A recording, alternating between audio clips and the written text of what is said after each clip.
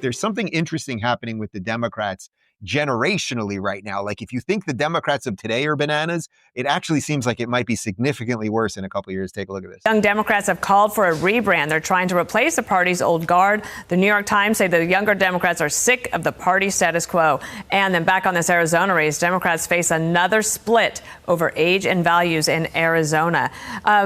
You're a younger conservative person, and when you look over across the aisle, what do you think they're doing right or wrong when it comes to getting younger people to have more of a say in the party? I mean, I think one of the things that they've accidentally done right is infuriating young people, because Gen Z, as we know, they are very emotional, especially on the left. They want to be involved. They have been the activists driving a lot of what we've seen on social media, literally protesting in the streets over the last 5 or 6 years. So I think by pissing them off, really, and screwing up the last election for the Democrats, I think that they've gotten a lot of younger people engaged. And I think we've seen this on the right, of course, that young people want to be involved more, that we want people to actually be representing us. We want to get the establishment Republicans out of our government. And I think that the same goes for the left. We're kind of dealing with two sides of the same coin here. So I'm not surprised at all that they have jumped in and are trying to flip the script for their own party. All right, so that's Brett Cooper, formerly of the Daily Wire, where I am right now, actually. And it's interesting because if you think about how sort of crazy that I think you and I largely think the Democrats have become, you also, at the same time, I think you can understand why young people think it's not crazy enough in some sense, because who are the old guard that are left of the Democrats? You've got, I don't know, Chuck Schumer. Like, who are the non-completely leftist communist types? Okay, Chuck Schumer, maybe Hakeem Jeffries, Klobuchar. Like, there is some, maybe Pete is not completely insane. I don't know. But the point is, it's just this, like, or it's Cory Booker, let's say, like, it's a bunch of people that are kind of nothing. And then, although I think all of their ideas are horrible and they're hysterical and they're children in many ways and really deeply anti-American if they ever really thought about it, you have the AOCs and you have the Mamdamis and you have that rest of that clown car.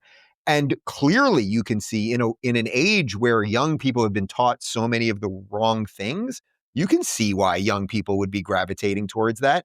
If the Democrats knew how to be better Democrats, right? If you could reincarnate JFK, well, then you might be able to attract sane liberals. But the sane liberals are basically Republicans right now. And then you've got the young people just gravitating towards literally the communist, socialist, Marxist ideas that all of our forefathers fled to come to this country for.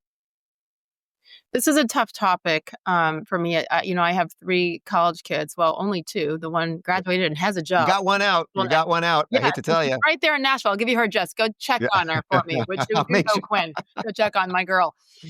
We've had so many conversations because where they always got their news was on TikTok, and still do. And I love that they're paying attention, but I'll get links to articles or videos from my kids and their news feeds on TikTok. And it has actually brought on a lot of good conversation via text with my 3 kiddos. I think the Democrats, though, you look back to 2008 and they did it pretty brilliantly.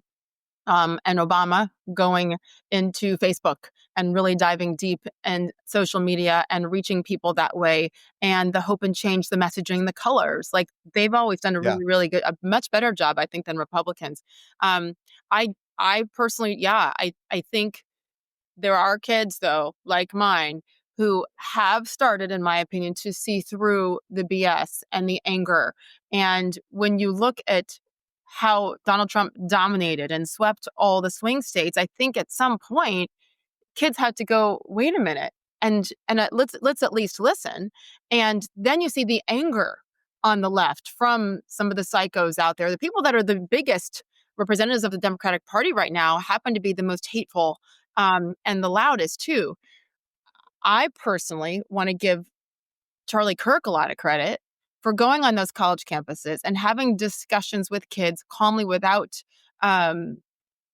throwing things, so to speak, without all the hateful rhetoric. And I just think, like what Kamala Harris said during the campaign too, and how, stupid kids are. And Hillary Clinton has said that kind of stuff. Like, I think it's beginning to backfire, and the Democrats took all those kids for granted, just like they took Black Americans for granted and Hispanics for granted and things then things begin to turn. What do they need to do to bring them back? Stop being psycho. Stop inciting hate on ICE agents. Stop with all of the things. To me, I have a lot more hope with this generation. Brett Cooper, I mean, talk about a brilliant young woman who has made her following by speaking up and speaking clearly about so many of these topics. And I think kids are listening now.